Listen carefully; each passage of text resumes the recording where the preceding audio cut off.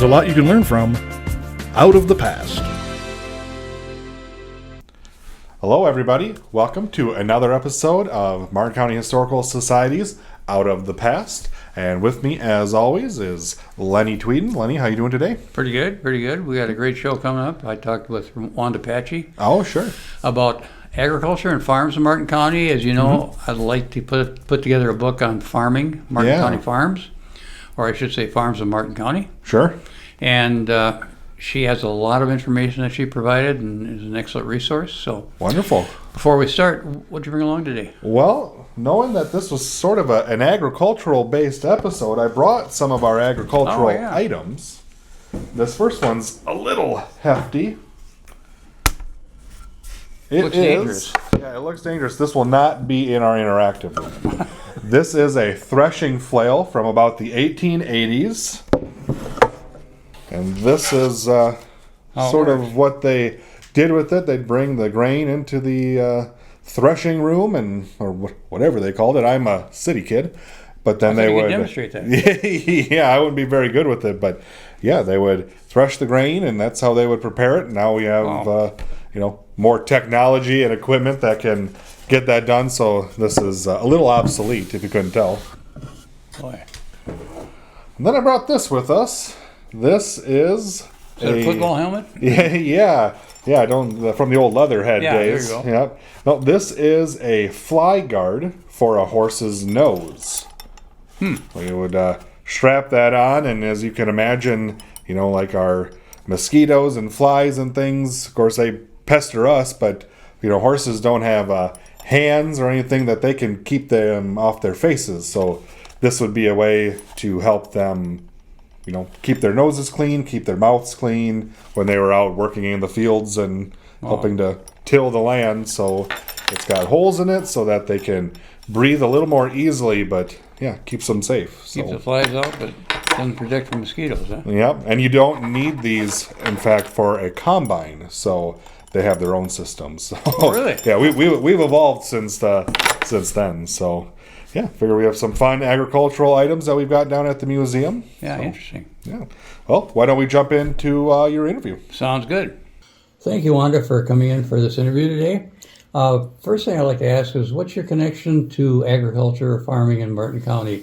Can you tell us a little bit about that? Sure. I'll just kind of go back a little ways here. Sure. So I was never raised on a farm. I am from Martin County. I am a lifelong resident here, but really didn't know anything about farming until I met my husband-to-be. So it was actually a funny story. I'll make it really quick here. But so when we were dating and things were getting a little bit serious, I thought, I was working at actually Artsway and Waytronics. I knew what I was getting for an hourly wage. I thought, I better ask him, what do you make? And that was like the biggest joke, because if you know of any farmers, if you ask them, how do you answer that question? He goes, well, it depends. And I'm going, oh boy, what am I getting myself into? So anyway, so that's when I really started getting into agriculture, really looking and appreciating agriculture through his eyes. I literally did not know. So why do you plow? Why do you do these things? And so I learned through him. And then he let me just, piece by piece, kind of start being involved in, helping on the farm. And so we've been on the farm, actually live in the same place that we moved into 47 years ago. Wow. So I have not lived in many places. So we're still in the home place. We raise hogs, we do corn and soybeans, kind of that typical Midwest farm.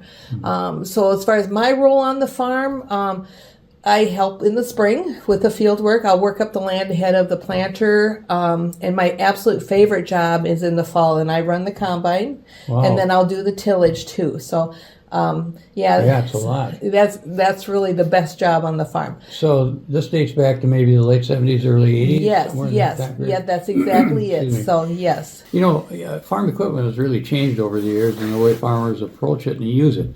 And technology is kind of a big deal now. Could you tell us a little bit about that? Oh, yes. It's changed a lot. I guess the one story that comes to mind is that we have a farm that we farm up by Truman. It's about 13 miles away. It's a farm that my father or my husband's grandfather owned. And so we started farming that right away since we were married. And so again, 13 miles away, 150 acres. I remember a number of years when we started that it would take days to get the whole crop combine. Well, because your trucks are smaller, the combine's smaller, Sure. the distance. It would take us well over a week and with many long hours to get the crop combine. So you'd have to drive all the equipment up, Drive it all up 13 miles up. exactly, and then drive it back. Mm-hmm. Nowadays, we can do it in 2 days, and I don't even think twice about it. It's like, oh, we're gonna go do a tournament. Okay, no big deal. And it used to be a really big deal. So that's just one example. How do you cut it down that much? Yeah, so one is, just the larger equipment. So your combine's larger. We have now semi-trucks. Before we had smaller trucks to truck it back. And, really when you think about it too, the yields back then were smaller, but it still took us a lot longer to get through, the fields. And so, so that's a big part of it. How do they get their rows so straight? Yeah, so my best part.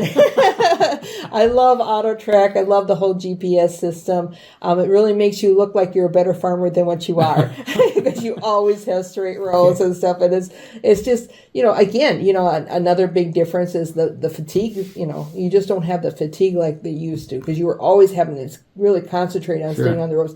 Nowadays, you press a button and you go across the field. Technology. And, yeah, absolutely technology. It's a big part of it. So, it's awesome. What are some of the Absolutely. most significant Yeah, changes? so when we first started dating and when we first got married, it seemed like, almost every farm place had dairy cows. You don't see that anymore in this area. I think we have 2 dairy farms in the county, so Why that is has that? changed. Well, I think one thing is a lot of work. I mean, because you have to be there twice a day, Oh, that's every so great. every single day, and so I think that's part of it. Mm-hmm. And I'm sure there were some economic challenges with that too. That's one thing with farming. For the most part, we can't choose the price that we sell our products for. It's whatever the market dictates. And so, if the price of milk goes down, there's really nothing you can do about that. It's just what it is, Mm-hmm. And so I think that was part of it. And then hogs really started to really become very prevalent in this area.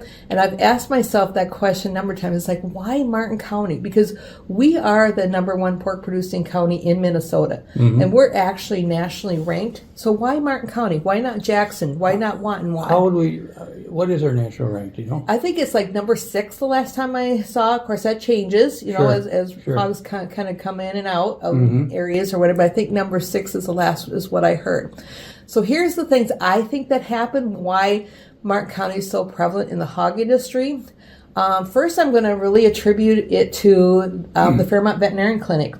We had veterinarians such as Dr. Jim Dix, we had Dr. Kent Kissingberry, we had Dr. Dan Scown. I'm going to talk about Dan in a little bit because we have a special connection with him.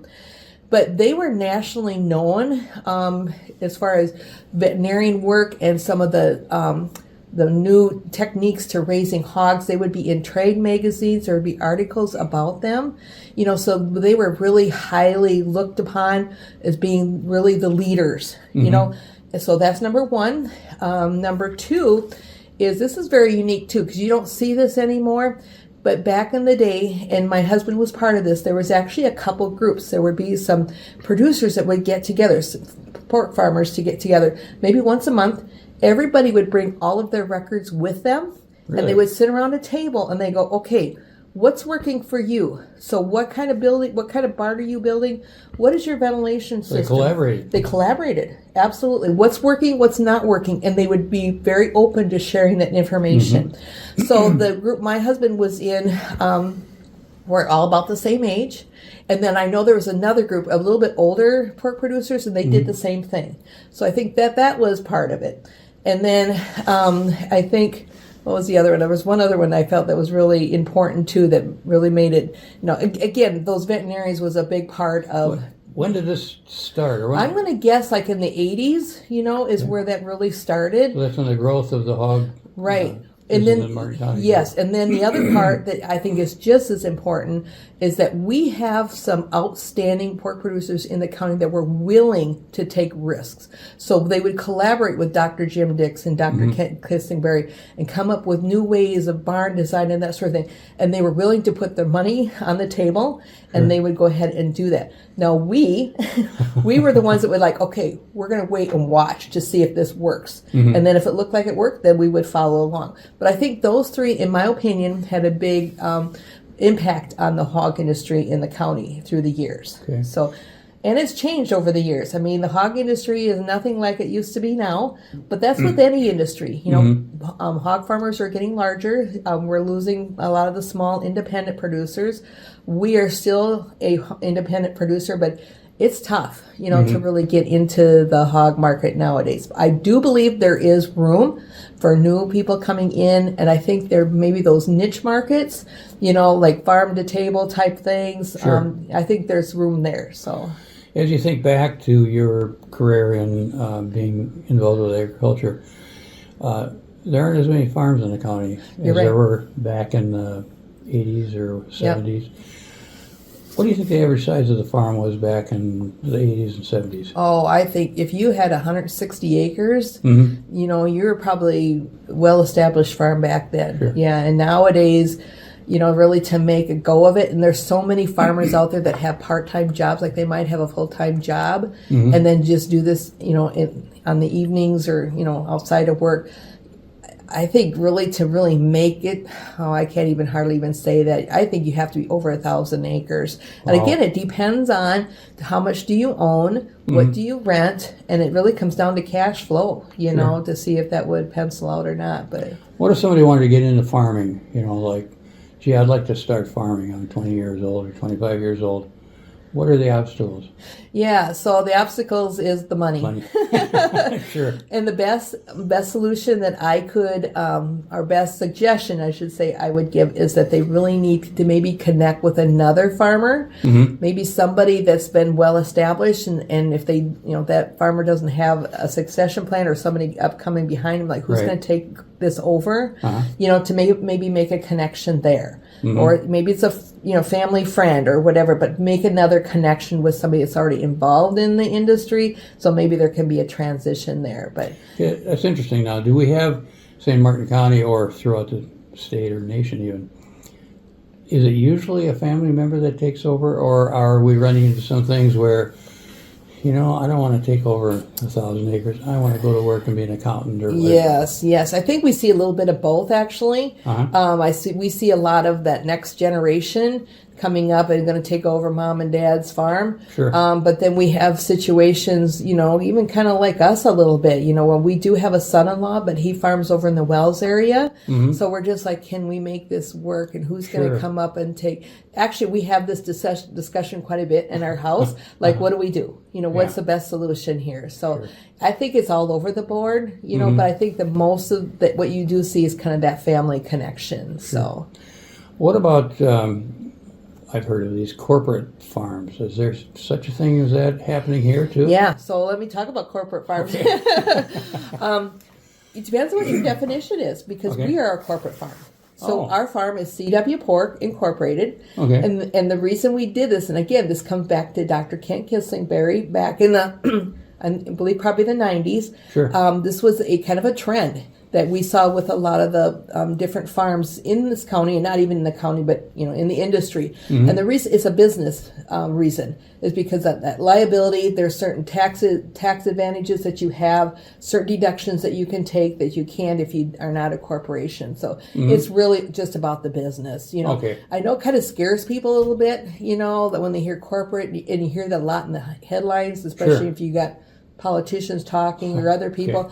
But it's not what. It you know, again, It's not somebody from some foreign country that comes in and buys up right. It 5,000 can acres. right. It can be, but not normally. Like we have Sure. a lot of corporations in the county, and people don't realize it, but it's just a tax entity, is what it is. So you know, you talk about that, and one of the things that I do is I blog. I have had a blog for now 13, 14 years, and those are the kind of issues that I talk about. Just trying to really clear up that misinformation out there that people assume the corporate farms are bad. And then I go to try to explain that this is exactly what corporate farms are. You know, so Yeah, taught me a lot about it just Yeah, now. yeah, So, interesting. yep. Are there groups in the county that are you part of a group that gets together also to kind of just inform people about farming or? Yeah, so I know. So you've got like your Martin County Pork Producer Group. They're there to promote the pork industry. Again, clear up any misinformation that might be out there, especially even when it comes to cooking pork, because so many people think you have to cook it until it's 170 degrees and then it's dried out, and what we as an organization try to do is no. 145 is good. It's okay. It could be a little pink inside, but it's much tastier, and it's okay. It's okay, to cook That's it. changed over the years. That has changed, So, you have that.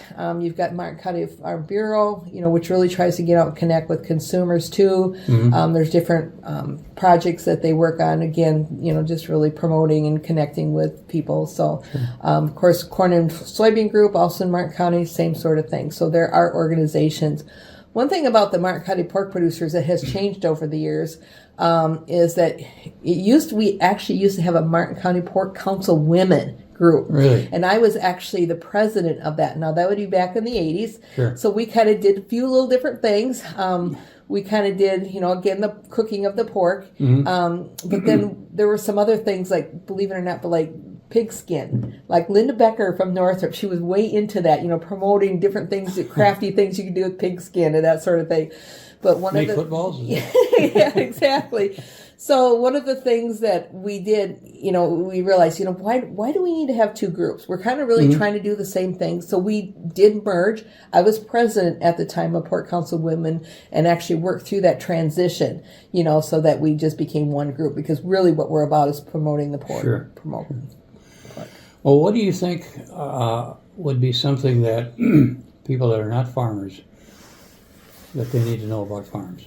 Yeah, that's a good question. Or anything. Yeah, there's a lot of things. I guess one of the common misconceptions that people have, especially with the pork industry, is that, they're afraid that, they're buying pork and that we pump them full of antibiotics. I hear that. Yeah. And that's not true. That is absolutely not true. And then this is one of the things I try to explain. It's like, we only give antibiotics if that animal is sick and needs it. This is as a last resort. And that we cannot sell pigs that have any type of antibiotic residue. And they are tested at your, slaughtering places like Hormel, and to make sure there is no residue. And honestly, that is a line that we would never cross. And it's same with the crops. We douse our crops with herbicides.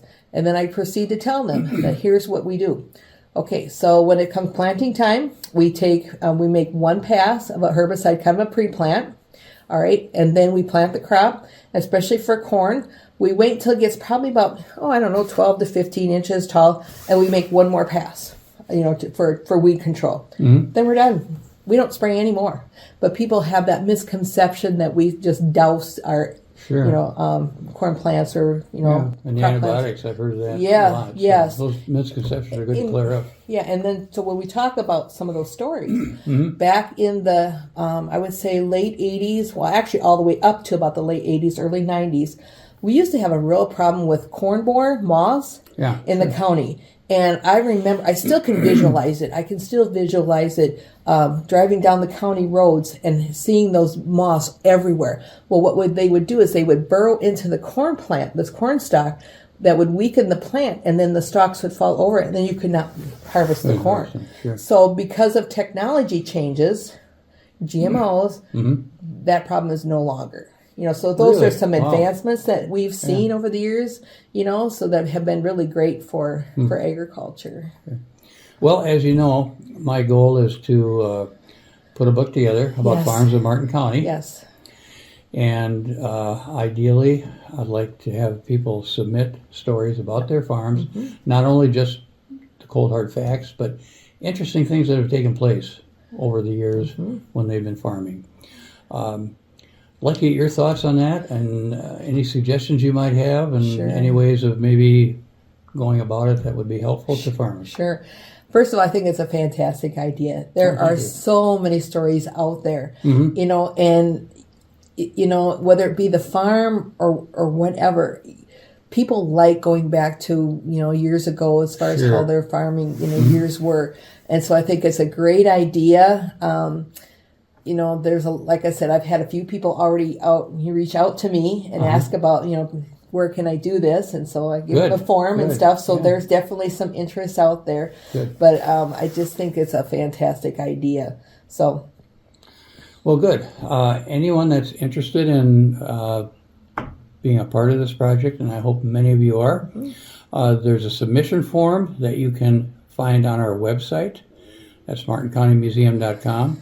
You can also call us here at the museum, and we can either send one to you or you can stop in and pick one up. So hopefully I'll be inundated with That'd be great. submissions because I'd really like to make this a good project. Right. You know, we will need at least probably 50. Okay. So hopefully there'd be a lot more than that. But in order to make it a goal and make it a project that's worthy, you know, we have to Sure. have enough submissions. Also include pictures and stories about yes. things that took place, you know, and be sure to identify the pictures. You know, if you have pictures of grandma, grandpa, or aunt and uncle, whoever, make sure we have their names and locations and that type of thing. So hopefully it will be of interest to people and we'll be able to put together a good project. So that's our goal. Yeah, so just as an example of some of the stories that you're talking about, and so one of my projects that I'm going to be working on is my grandfather was a truck farmer, and he had a truck farm on the north end of George Lake. Okay. And so I actually have his price list that he used back in the days. So, you know, I think that's pretty interesting. So the question that I have, which is one thing I'm going to research. So he had his truck farm at the north end of George Lake. Well, then when we talk about the hobo camp, which was sure. on the south end of George Lake. So in my mind, I'm going, was there any connection there? I mean, do you think he needed some work for somebody to come and actually pick some of these different products? You know, because he did Sure. cabbage, he did peppers, he did grapes, gooseberries, rhubarb, all of that. So, though, you know, I don't know if I'm able to find it out, but I just think that's a really Yeah, interesting stories story. like that. That's what makes it interesting. Yeah, and then the other thing I came across, this is actually on the top of my list too. So my grandpa, let me get this, great grandpa was a Frank Luco. Okay, I know it says Franz on here, but it's Frank Luco. Sure. He bought a farm in 40 acres in Fraser Township. Guess which township I live in? Fraser Township. So he bought it in 1888, bought it for $200 an acre. 3 years later, he sold it for $400 an acre, and then he bought a house in town. So again, you know, that's just really interesting, the connection that I live in the same township that he bought 40 acres. So what do you think my number one goal is? I'm going to find where that 40 acres is. Sure. There again, another story. Those are the kind of things I think are so interesting. And Right. and as a person researched them, you know, I find this fascinating. I'm like, I'm going to find that. Well, hopefully, you know, people that submit their stories are going to learn more about their history too. Absolutely. So, yeah. Well, thank you, Wanda. Yes. Appreciate it. Glad you Welcome. came in I'm and glad I'm gave here. us this information and keep helping me with getting submissions for the book. Yep. Appreciate I'll it. keep doing what I can do. Okay. So, Good all night. right. Thanks. Yep. Thank you. Well, Lenny, that sounded like quite an incredible interview with Wanda. Yeah, it was great. She has so much information. And regarding the book, Farms of Martin County, I'd like to just let everybody know that there's all kinds of stories. Everybody has a story. So what I'd like to do is collect those stories, have you submit your stories about your farm. Contact me for a submission form. If you're unsure about anything, just let me know or talk to Jim. We'll need pictures as well. If you have stories and pictures about your farm, that would be great. So Yeah, please do not hesitate to get a hold of us. And if you're unsure of how the process works, you know, just give us a jingle and we will walk you through it and try to make it as pain-free as possible. user-friendly, So, yeah, Yep. should be no problem. Yep. Well, we want to thank you all again for watching another great episode of Out of the Past, for joining us. Please check us out at the museum. Check out our website. You can find more information about this project and about all of the things we do. So once again, thank you from us to you for another episode of Out of the Past. There's a lot you can learn from Out of the Past.